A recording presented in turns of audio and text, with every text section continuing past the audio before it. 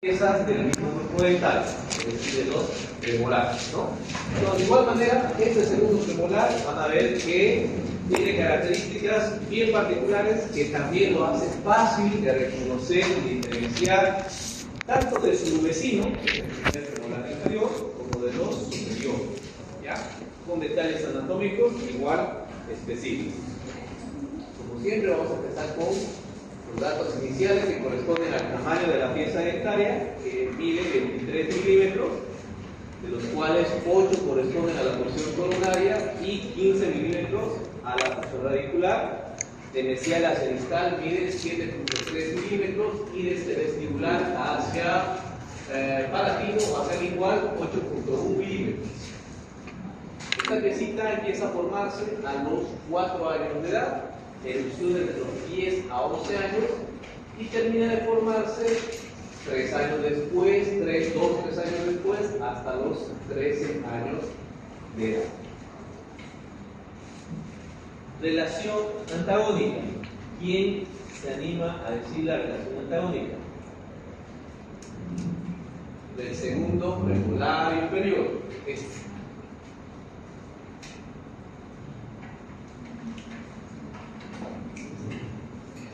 Fernando. El segundo premolar inferior fluye con la mitad distal del primer premolar superior y la mitad mesial del segundo premolar superior. Exactamente. Fluye con la mitad distal del primer premolar superior y la mitad mesial del segundo premolar superior. ¿Ya? Entonces, esa es la relación de oclusión en condición de normalidad. Distal del primero, mesial del segundo. Mitad distal, mitad mesial. ¿Ya? Esta es una vista general del segundo premolar inferior.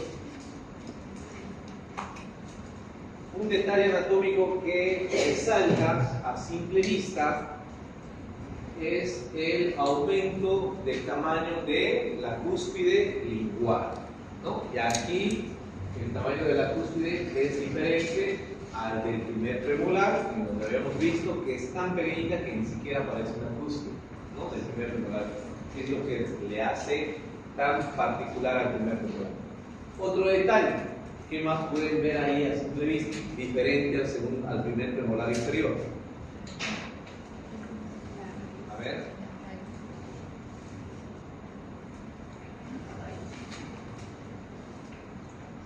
Ya han bailado, ya han cantado la anterior semana, ahora enfocarse lo último que queda de la gestión acá.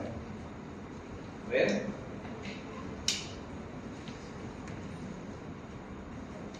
¿Qué es lo que tiene el primer premolar inferior, que es ahora en el segundo no lo podemos ver?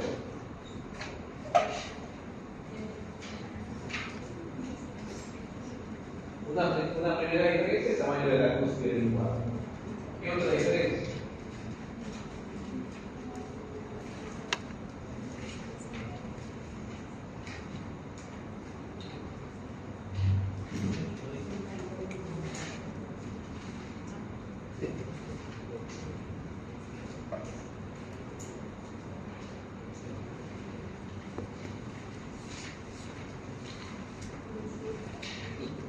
¿Qué había aquí en la cara oculta del primer premolar inferior?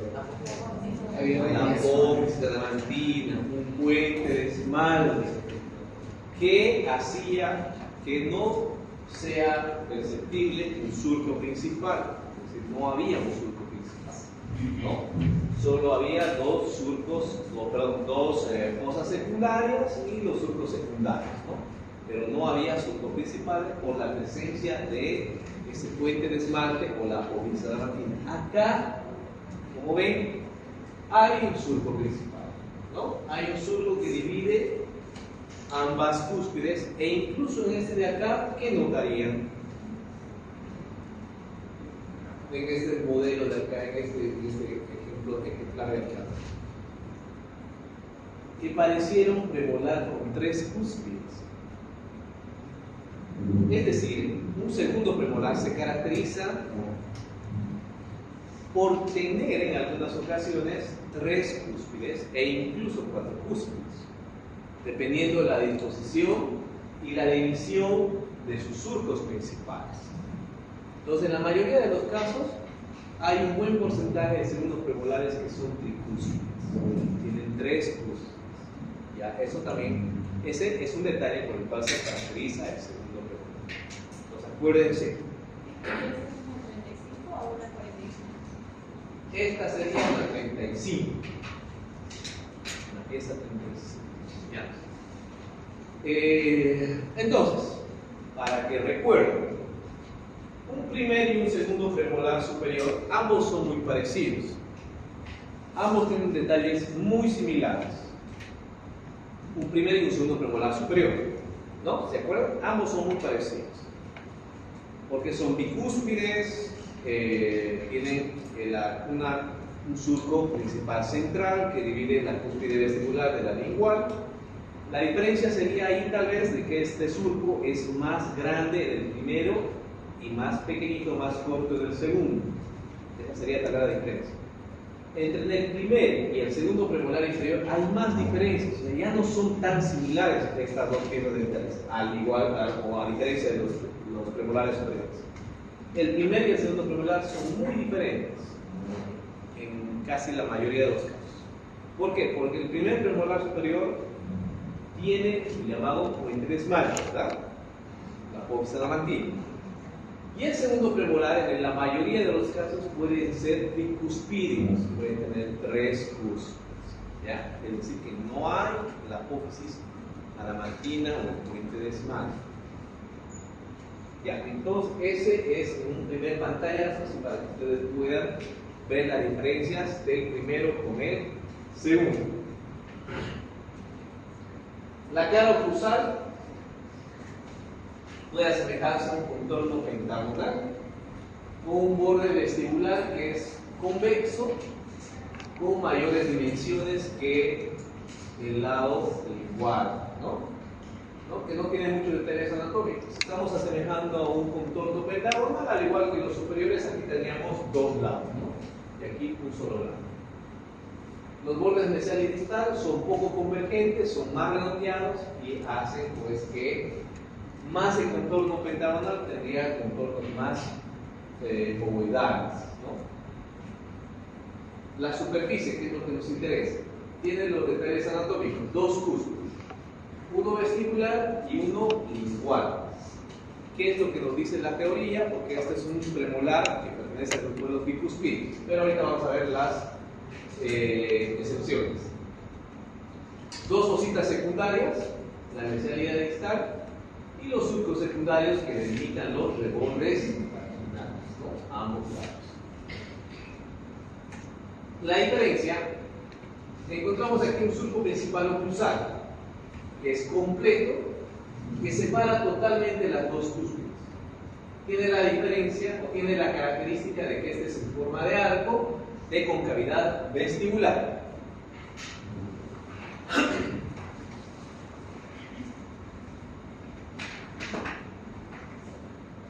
Este es un ejemplar de otro libro. En Pigum está más notorio esa característica, que este es un surco completo, pero no es un surco recto, sino tiene la característica de que este es en forma de arco con la concavidad dirigida hacia vestibular, ¿no?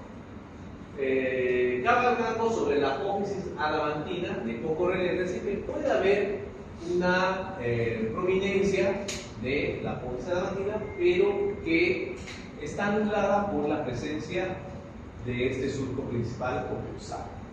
¿Ya? Ahora, hay variaciones en la cara oclusal, es decir, es una de las piezas, es uno de los premolares que puede ser bicúspide, bicúspide y tetracúspide, es decir, hasta 4 cúspides. Si ustedes ven acá, si es un bicúspide, puede estar entre 23, 18, 15, 20%. Es decir, que hay bastantes personas que tienen el premolar bicuspidio, pero también bicuspidio, entre los dos. Y una mínima cantidad tal vez de tetracúspide. ustedes van a revisar, ya se han sacado, creo, ¿no? Modelos de la, ¿cómo se llama? Impresión inferior. Van a verificar en qué clasificación ustedes están, ¿no? ¿Qué tipo de segundo premolar tienen? Si son bicúspides, tricúspides o tetracúspides. Van a revisar. Ahora, en cuanto a los bicúspides, incluso hay subtipos. 1, 2, 3 y 4. Aquí tenemos a los dos en un plano. El subtipo 1, un segundo premolar inferior subtipo 1, tiene el sistema de fosas y surcos muy parecido al de los premolares superiores. Quiere decir que tiene el surco más recto en forma de una H. Ese es el subtipo 1. Y si se acuerdan, es más o menos parecido a los premolares superiores. El subtipo 2 es el que estamos describiendo normalmente, el surco principal en forma de árbol. El subtipo 3 es parecido al del primer, que no lo tenemos acá, que es parecido al del primer premolar inferior, con la presencia de una apófisis adamantilla. Y el subtipo 4 es cuando hay una unión de la cúspide vestibular y de la cúspide lingual por medio del reborde marginal mesiano. Es decir, no tenemos los surcos secundarios que delimitan el reborde marginal mesiano y es como una unión por ese lado. ¿Ya? Entonces son los 4 subtipos cuando son bicúspides. 1, 2, 3 y de mayor frecuencia este y este, tipo 1 y tipo 2. Ahora, cuando son tricúspidos, que también hay bastante porcentaje de presentación, tricúspidos es que de la fosa o del surco principal central se desprende un surco principal en dirección hacia la cara lingual, más o menos asemejando la forma de una Y, haciendo que pueda aparecer una fosa principal central de la cual se van separando los 3 surcos principales, ¿no? Teniendo así una cúspide vestibular, la más grande y la mayor de todos, una cúspide mesiolingual, segunda en tamaño, y una cúspide distolingual, que es la más pequeña. ¿Ya? Recordemos siempre que cuando hay una verificación de surcos, las cúspides más grandes siempre son las del lado mesiano.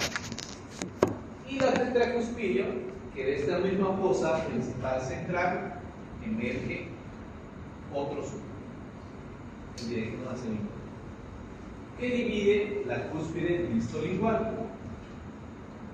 Entonces tendríamos la disposición de 3 cúspides hacia el lado lingual y una vestibular. De muy poca presentación, pero nos dice en la literatura que hay tetracúspides. 3 hacia el lingual y 1 hacia vestibular. ¿Ya? Entonces, tarea para la casa, para la siguiente, cada uno me va a decir qué tipo de subtipo es su segundo premolar. ¿Ya? Vayan a fijarse en sus modelos o se quieren en el frente. Y si no tienen, no, mira, no. Los que tienen, no tienen. No van a mimar a su hermano. Ya, si no lo tienen, porque se ha hecho extraer, me imagino, ¿no? Todos.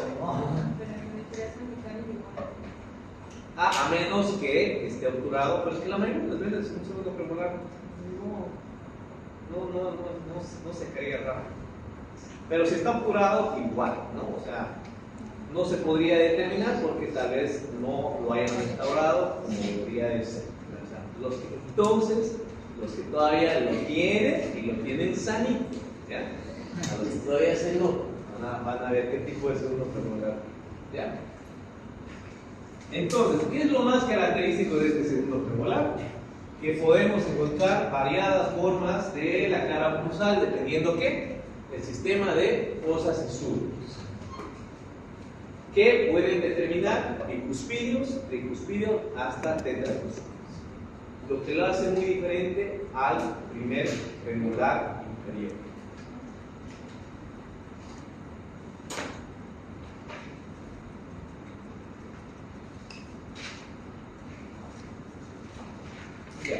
Después, para describir en la cara vestibular no tenemos muchos detalles anatómicos, son muy similares a las del primero.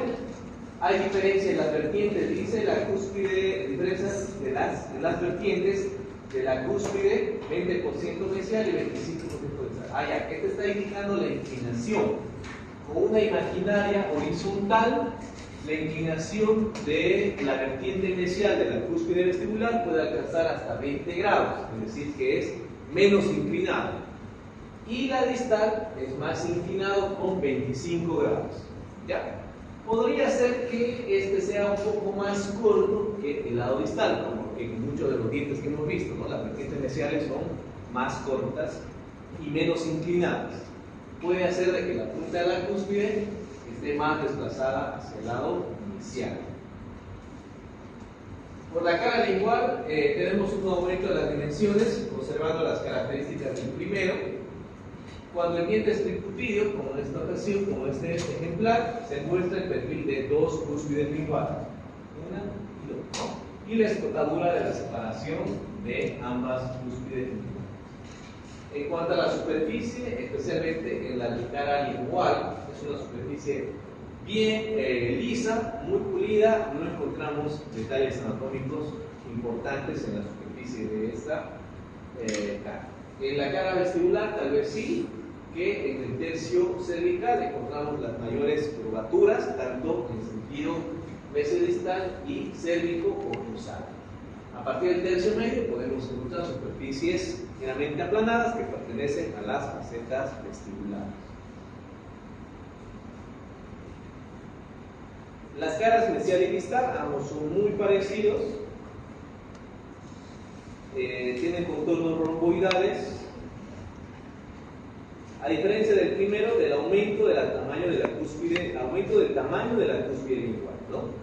Nosotros aquí claramente podemos ver el perfil de ambas cúspides, tanto de la vestibular y de la lingual. Siempre notando también, a pesar de que es más grande la cúspide lingual que la del primero, esta sigue siendo más pequeña que la del vestibular, ¿no? Entonces, si aquí yo les pongo esta imagen y les digo, indique cuál es el lado vestibular y cuál es el lado lingual, entonces este es el lado vestibular y este es el lado lingual. Pueden equivocarse, ¿no? Aquí, por ejemplo, nos dice que la cúspide lingual es 1 milímetro menor que la vestibular. En el primero nos decía que puede ser de 2 hasta 3 milímetros menor que la cúspide vestibular. Aquí tenemos un plano cuspidio de hasta 10 grados.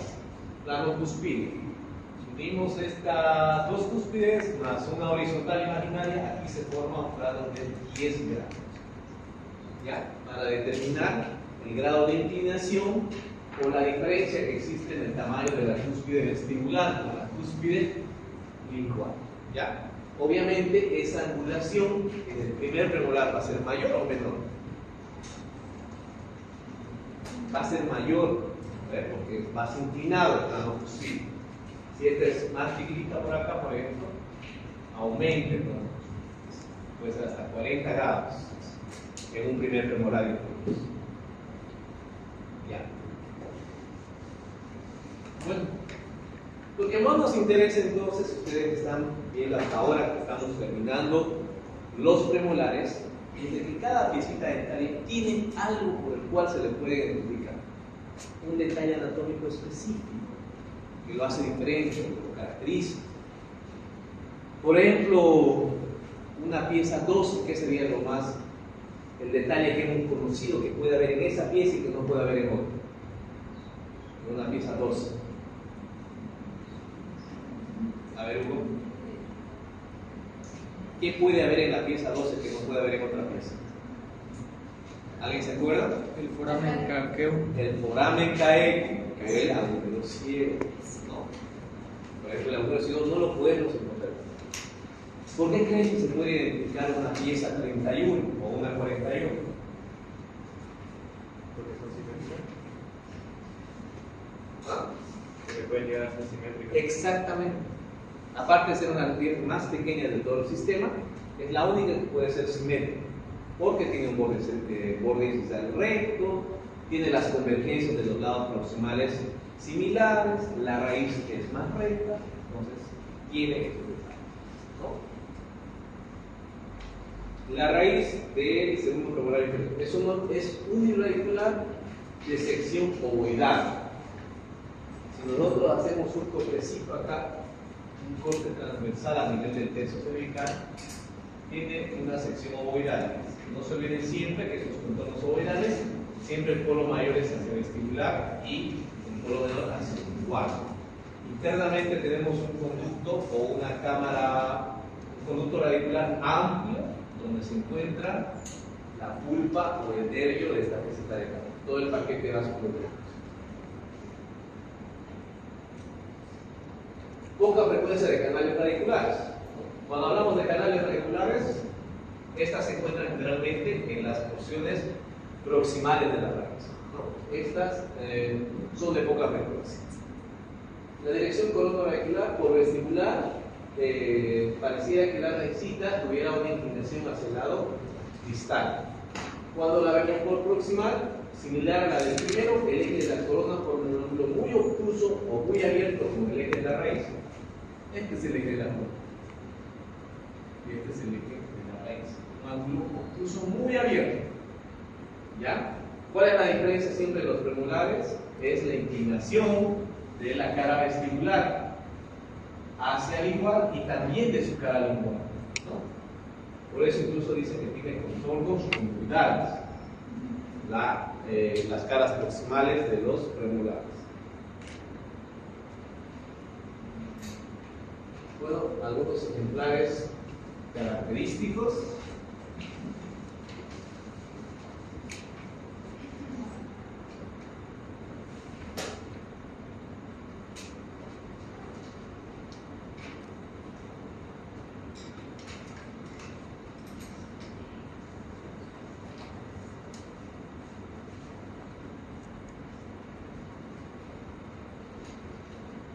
Vistos por las caras proximales. Noten cómo incluso pareciera que fueran las dos cúspides del mismo tamaño. Eso es lo más importante o lo más notorio en los segundos premolares. Todos. Y si se acuerdan del primero, era muy notorio que parecía un canino, ¿se acuerdan? Ahí.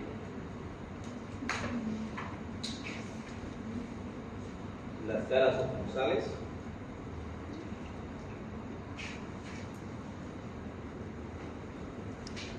En diferentes subtipos, variadas formas.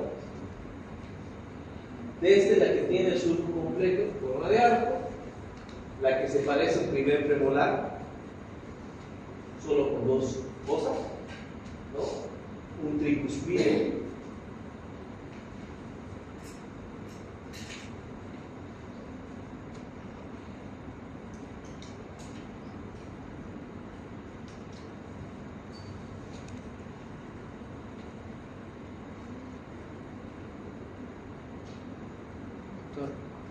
En ese caso, eso sería un puente de esmalte también que hace que no tenga un...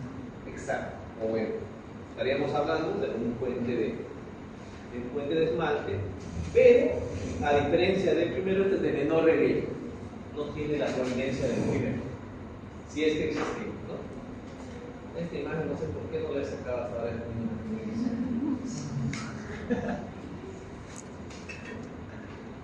siempre le digo que la voy a sacar y nunca la voy a sacar.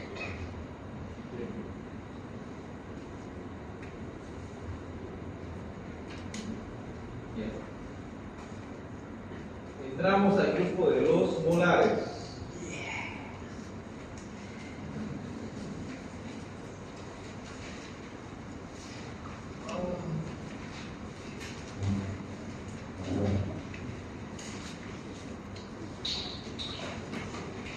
En tallados en busca, ¿no? Primer premolar inferior en tallado. Primer premolar superior. Ya, nos toca primer premolar inferior, tallar en la práctica. Segundos premolares no vamos a tallar y nos vamos directamente al premolar. Bien, ¿qué características conocemos del grupo de los molares?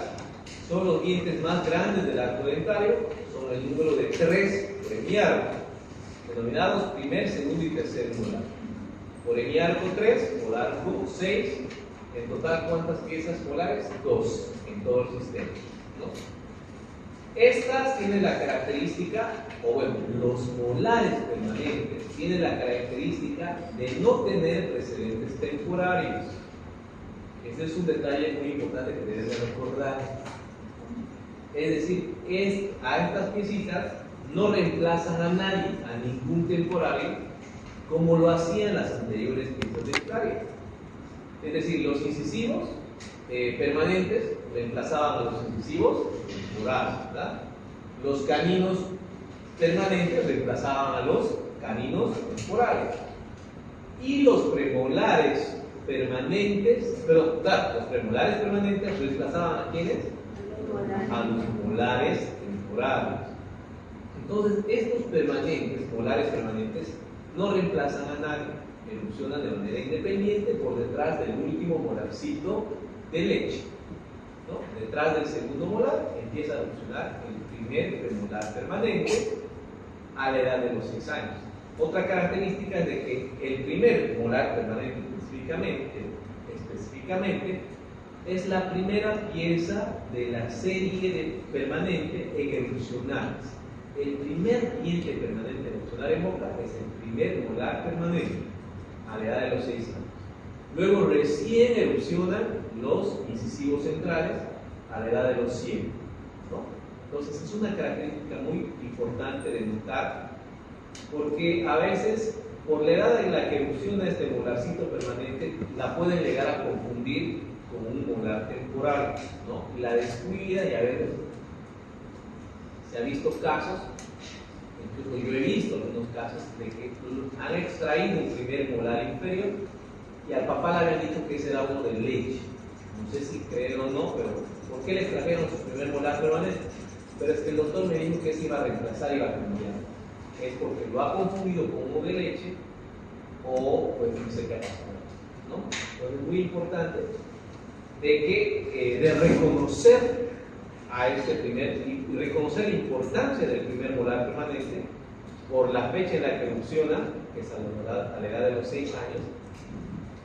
Gracias a este su presencia empieza ya a determinar la oclusión de la persona, formando la llamada llave de Angren. Si esta llave de Angren, por la erupción de estos primeros molares permanentes, está en mala posición, se puede pronosticar de que va a haber una mala oclusión en el paciente, ¿no? Por la posición de estos primeros molares permanentes.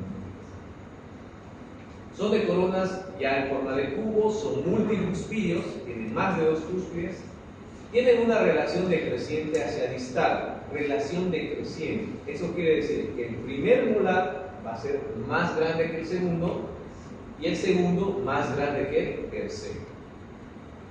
En los molares superiores, eso es muy importante, es otra característica muy importante.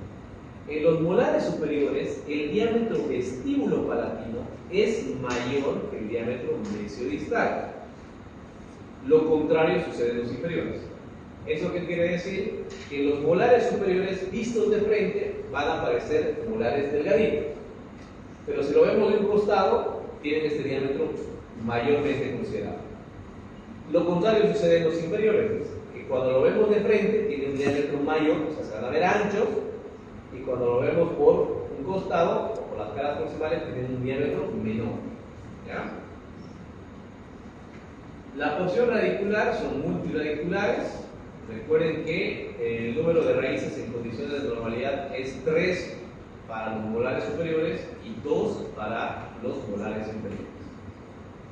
Tienen la función principal la de triturar y moler los alimentos. Muy bien, empezamos con el primer molar superior. Mide 22 milímetros.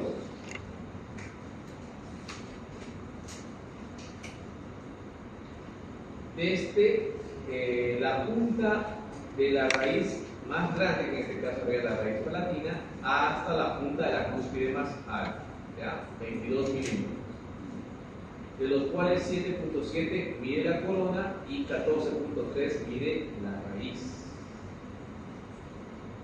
Desde mesial hacia distal mide 10.3 y de vestibular hacia palatino 14.3. Ese es el detalle que yo les decía, que en los molares superiores, como los molares superiores miden que, vistos de frente, este diámetro es considerablemente menor al diámetro de este vestibular hacia palatino. Miren, aquí mide 10 y aquí mide 14. Se le ve aquí más delgado y aquí más ancho. En los molares inferiores va a suceder lo contrario. En los molares inferiores, vistos de frente, van a ser más anchos y vistos por un costado más angostos. Esta piecita es la única pieza dentaria, pregunta de examen, que empieza su formación o su calcificación en la etapa gestacional. Si se acuerdan, todos los dientes anteriores eran a un año de vida, a los 2 años, 3 años, pero esta pieza dentaria permanente es la única que inicia su calcificación en la etapa vida o en la etapa intrauterina, a las 25 semanas.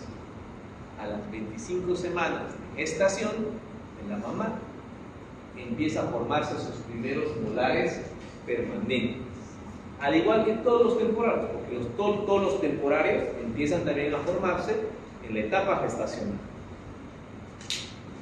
Erupciona a los 6 años, así que les había dicho igual, es el primer diente permanente en hacer erupción en la boca a la edad de 6 años. Y concluye su formación 3 años después, hasta los 9 años aproximadamente. Muy bien, ¿quién se anima a decir su relación oclusal, su relación antagónica?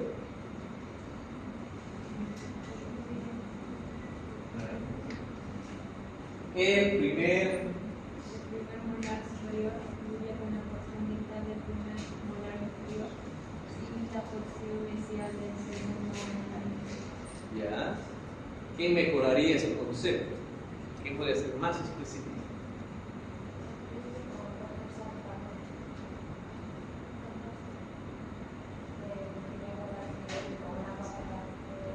Ya. Está bien. Solo que, a ver, aquí está. 3/4 partes distales del primer molar inferior y 1/4 parte mesial del segundo molar inferior. ¿Ya? Esa es la relación antagónica del primer molar superior. Una vista de esta pieza dentaria por sus 5 lados: vestibular, mesial, oclusal, distal y palatino. Hay que aplicar una memoria fotográfica para que ustedes recuerden esta pieza y vean, ahorita si son muy observadores, qué es lo que tiene esta piecita, que ya lo habíamos mencionado en alguna oportunidad. Y el tubérculo de Carabello, que es la única piecita que tiene este tubérculo. ¿Dónde está ubicado ese tubérculo? ¿Dónde está? ¿Está aquí? ¿Está acá? ¿Se la ve por acá? ¿Se la ve por acá? ¿Acá se la ve? ¿Dónde se la ve? ¿Dónde está el tubérculo?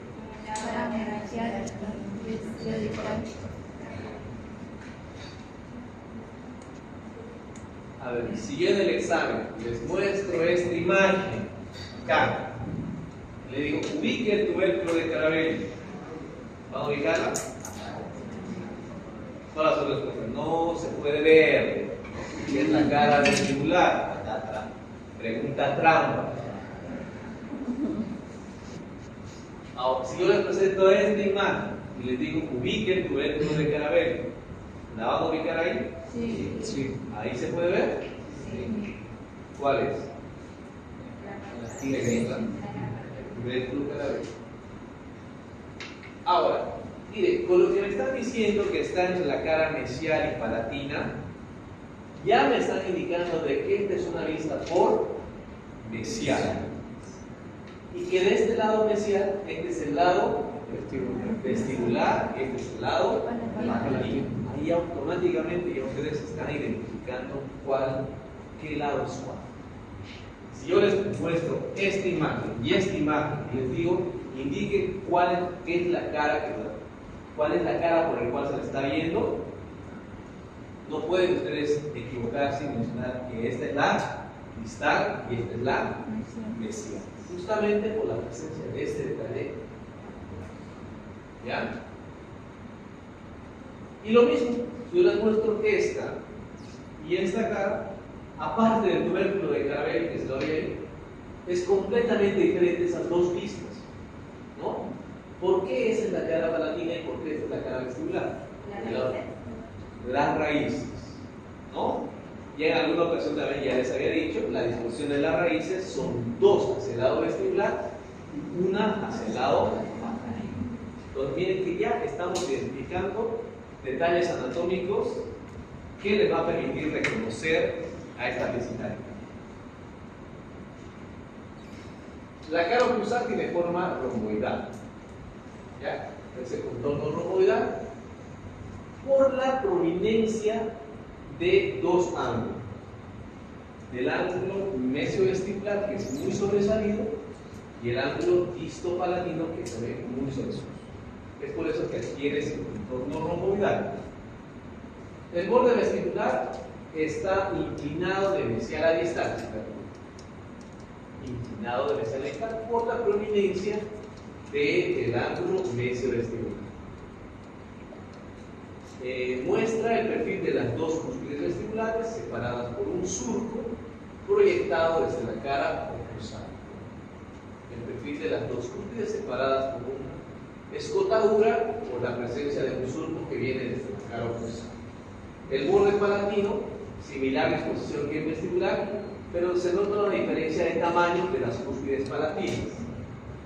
Acá, por la presencia de este surco, podría ser ambos del mismo tamaño, aunque siempre notando la diferencia, que es un poco más grande siempre la mesiovestibular que la distovestibular. Pero en el perfil de las dos cúspides palatinas que están proyectadas al lado palatino, hay una marcada diferencia entre el tamaño de una y el tamaño de la otra. Más grande es la cúspide mesiopalatina y más pequeñita la cúspide distopalatina. El borde mesial y distal, ambos son convexos, redondeados, orientados desde vestibular y mesial hacia palatino y hacia distal, ¿no? Hacia palatino. Es decir, que en esta posición no se notasen tanto las convergencias de ambos lados hacia palatino, sino también hacia el lado distal y hacia palatino, ¿no? Por eso tiene ese contorno romboidal solo en el tercio oclusal. En la cara o en el tercio oclusal, para que entiendan, solo la porción oclusal tiene esa disposición de que ambos lados proximales estén con esa disposición, inclinadas hacia distal y hacia palatino. Por eso tiene ese contorno romboidal. A partir del tercio medio para abajo del resto de la corona, mantiene esa disposición de convergencia de los lados proximales hacia palatino. La superficie, lo que nos interesa, los detalles anatómicos, superficie, presenta los siguientes detalles anatómicos. Cuatro cúspides. Mesiovestibular, distovestibular, mesiopalatino y distopalatino. Sus nombres son específicos.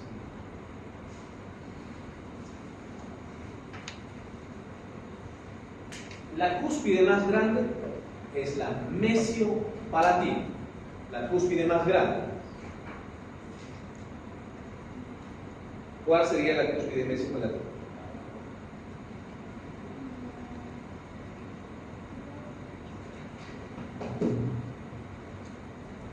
Seguido por la distovestibular, perdón, por la mesiovestibular, distovestibular y la más pequeña, la distopalatina. ¿Qué cúspide sería esta? Mesiovestibular. Distovestibular. Distopalatina. Distopalatina. Exactamente. Entonces,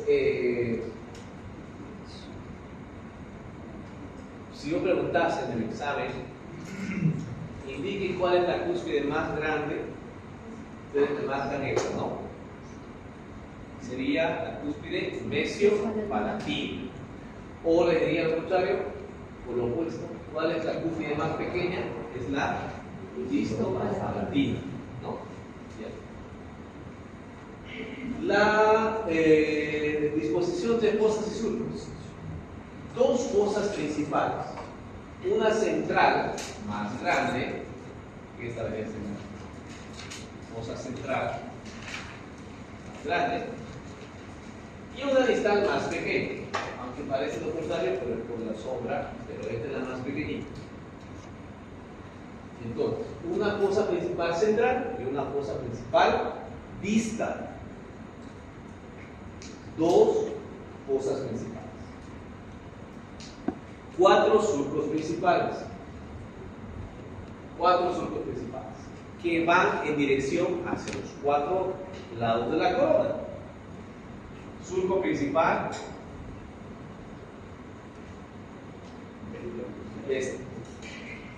vestibular, surco principal, surco principal, surco principal, palatina. Ya son los 4 surcos. La disposición de este sistema de fosas y surcos es muy particular, porque se dan cuenta, el vestibular y el mesial forman como un ángulo casi de 45 grados, casi.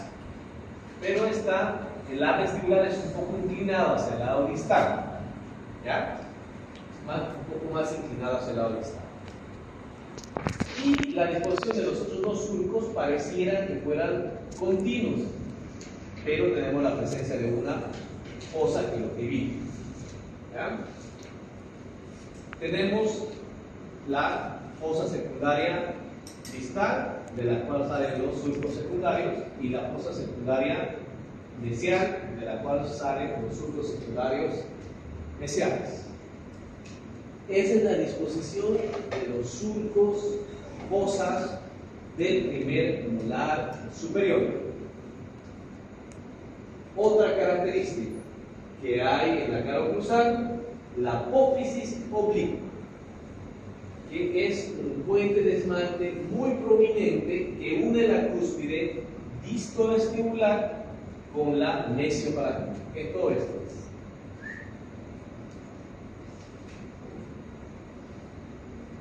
Es un puente de esmalte,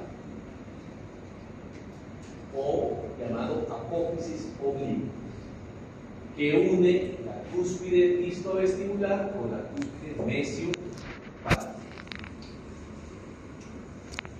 Y también podemos ver acá una partecita del tubérculo de Carabello, que está en mesiopalatina. Muy bien, ahí están los detalles anatómicos por los cuales ustedes pueden reconocer al primer molar superior.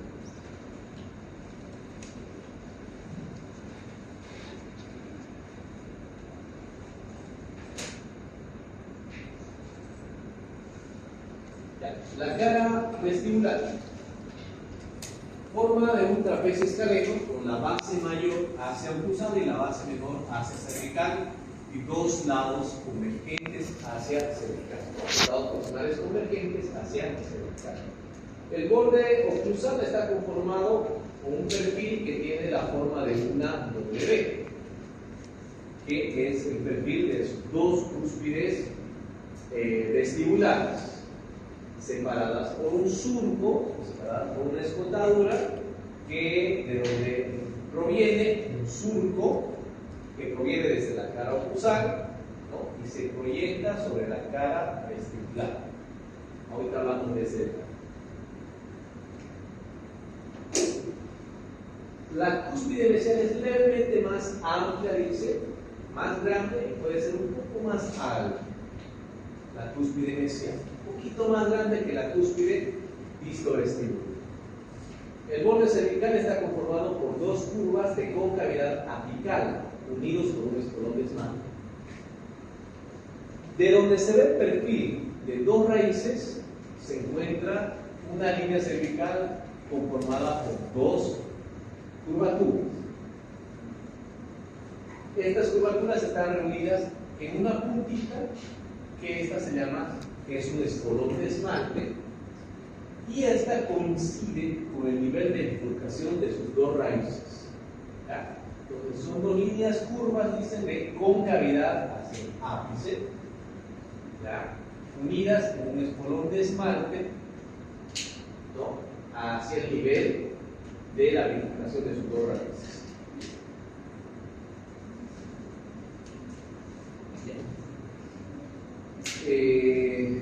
Los bordes mesiales distal, ambos son convexos, convergentes hacia cervical. En mesial se nota una leve concavidad en cervical. Acá, dice, se encuentra acá una leve concavidad. Luego encontramos con curvaturas, convexidades. Distal, convexo, totalmente en toda su extensión.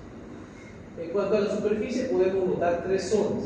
Una zona cervical, acá puede ser la zona cervical, conformada por dos convexidades en relación al espolón de esmalte. Dos convexidades. En el tercio medio, una sola convexidad. Una sola convexidad.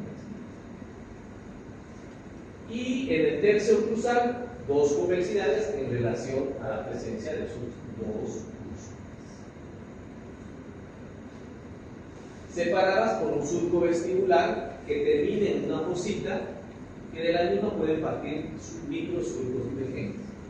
Este surco, que es muy notorio, que proviene desde la cara oclusal, que no es otra cosa más que la continuación del surco principal vestibular que viene desde oclusal, que se proyecta también sobre la cara vestibular hasta el tercio oclusal, casi llegando hasta el tercio medio, terminando, dice, en una fosita accesoria, de la cual puede partir microsurcos de forma rectangular. Es muy particular esta fosita porque a veces es tan profunda y es el punto inicial de procesos cariosos. Entonces no pueden confundir esta cara vestibular con una cara palatina. Ya vamos a notar la diferencia. Y si ustedes notan, la cara palatina es completamente diferente, ¿no? Muy diferente a la cara vestibular. Lo primero es porque acá tenemos la presencia de el tubérculo de Caravaggio. Ahí lo podemos ver en toda su extensión. El tubérculo de Caravaggio. Tenemos el perfil de dos cúspides, pero con una notoria diferencia de tamaño. Siempre el más grande es el mesiopalatino y tenemos luego el distopalatino. Ya no tenemos el surco que provenía de lo oclusal, que se proyecta. Bueno, sí tenemos, más bien dicho, sí tenemos también un surco que proviene desde la cara oclusal, pero a diferencia del otro, este no va a terminar jamás en una fosita, sino se va perdiendo a medida que va llegando hacia el tercio medio. ¿Ya? Y aparte esta que es de manera inclinada, no es en una posición más vertical como lo veíamos en la cara vestibular, ¿no? Entonces, mire, la disposición de esta cara palantina es muy diferente a la disposición de la cara vestibular, ¿no? Principalmente por la posición del tubérculo de Caravaggio y por la diferencia de tamaño de las dos cúspides iguales. La línea cervical también. A la línea cervical, exactamente, es curvo de concavidad oclusal. Podemos usarla en esa posición, concavidad hacia oclusal, ¿no? ¿Por qué tenemos una sola línea ahí? Porque tenemos el perfil de una sola raíz, que es la raíz palatina. Igual, miren las dos superficies, las dos vistas. No podemos nosotros ahí confundirnos también cuál es el lado mesial y cuál es el lado distal, porque por la presencia del tubérculo, y aparte porque en esta vista, si ustedes notan, y lo van a notar también en el segundo molar superior, es porque cuando vemos por esta vista que es mesial, por el tamaño de las cúspides mesiales que son más grandes que las distales, no podemos ver las cúspides de atrás, ¿no? O sea, las cúspides que por la posición de este. Pero en esta vista por distal podemos ver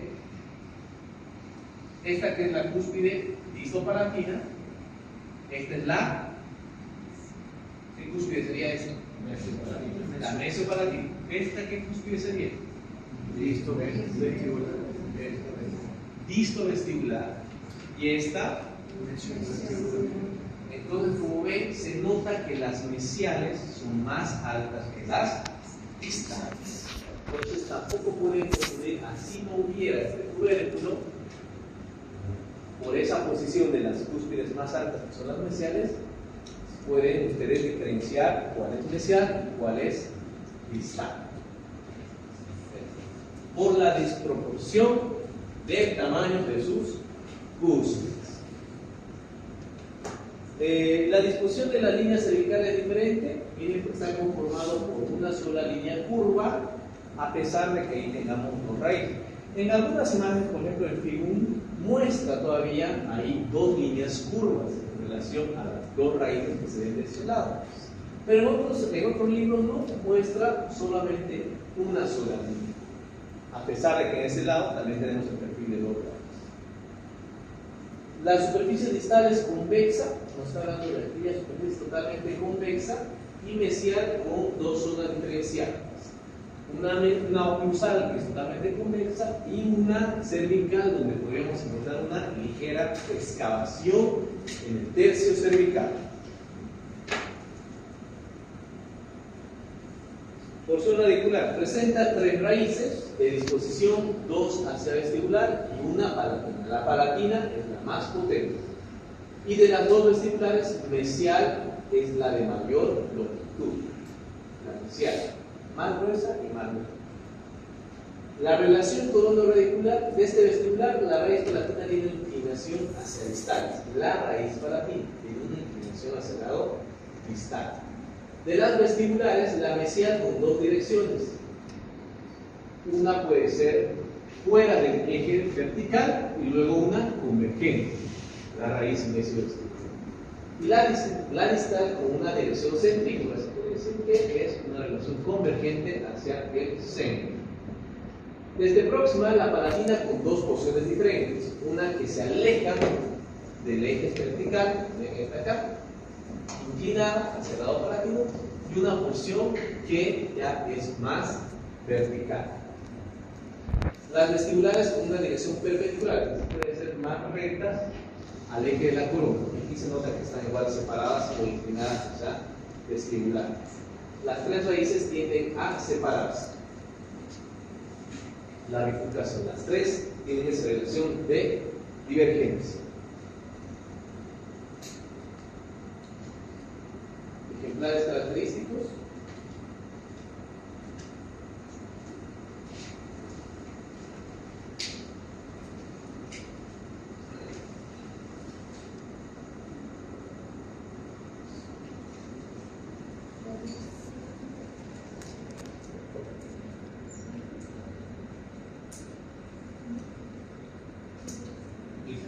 Próxima.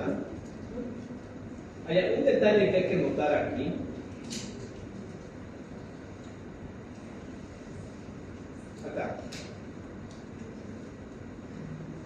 es que en cuanto a las raíces, cuando se la ve de frente, especialmente a las raíces vestibulares, se notan como si fueran raíces delgaditas, ¿verdad? Cuando se la ve de frente. Pero ya cuando se lo ve por... ¿Y cuál es la diferencia con la de palatina? Más bien cuando se ve de frente a la raíz palatina, esta parece ancha, ¿verdad? Pero cuando la vemos por proximal, las vestibulares se ven más anchas y la palatina más delgada. ¿Ya? Entonces, ese es un detalle que es muy notorio en algunas piezas dentales. Otro detalle, y acá nosotros las dos son más agudas. Por la forma de oclusión con los antagonistas, hace que las cúspides vestibulares en los dientes superiores se ven más agudas que las cúspides palatinas, que se ven más redondeadas. Así se va a ver. Y lo contrario va a pasar en las inferiores, porque por la forma de oclusión las cúspides vestibulares se ven más redondeadas y las cúspides linguales se ven más agudas. En los superiores, por la forma de oclusión, las cúspides vestibulares se van a ver más puntiagudas y las cúspides palatinas más redondeadas. Y en inferiores, las cúspides vestibulares se ven más redondeadas y las cúspides linguales más puntiagudas.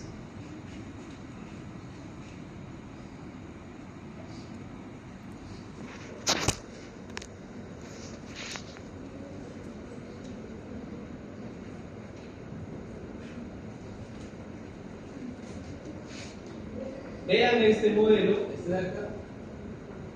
¿Qué lado sería este? ¿Y qué lado sería este? Palatino. Acá. ¿Qué lado sería este? Vestibular. ¿Y este sería el lado? Palatino. En todas, si se dan cuenta, en todos los ejemplares vistos por proximal, se nota la diferencia del ancho de las raíces, ¿no? Siempre las vestibulares se van a ver más anchas, las raíces vestibulares. Y parecería que la raíz palatina es la más delgada, ¿no? Y noten, miren, es la corona. Miren, que la cúspide vestibular es más aguda y más redondeada la cúspide palatina.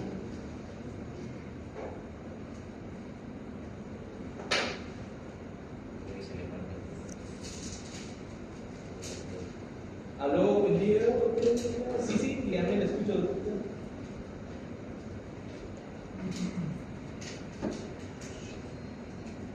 Y ya yo le hablo, ya. Estoy en clase de autoridad, ya estoy acabando en unos 5 minutos. Ya, yo le hablo y bajamos a hacer. Ya, listo.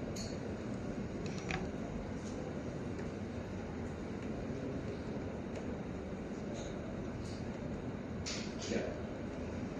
Les ha salvado la descarga. Vamos a avanzar al segundo momento.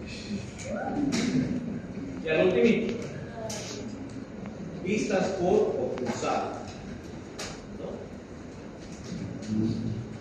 Espero que sus tallados del primer molar inferior, primer molar superior, sus coronas, sus caras oclusales no les salgan como un pororó. Si no, tengan los detalles anatómicos que ya hemos marcado, principalmente la disposición de sus surcos principales, fosas principales, la prominencia de la apófisis oblicua, ¿no? Apófisis oblicua, y del tubérculo de cada vez. En algunos más notorios que en otros, pero siempre de frecuencia constante. Y estos son ejemplares poco frecuentes, ¿verdad?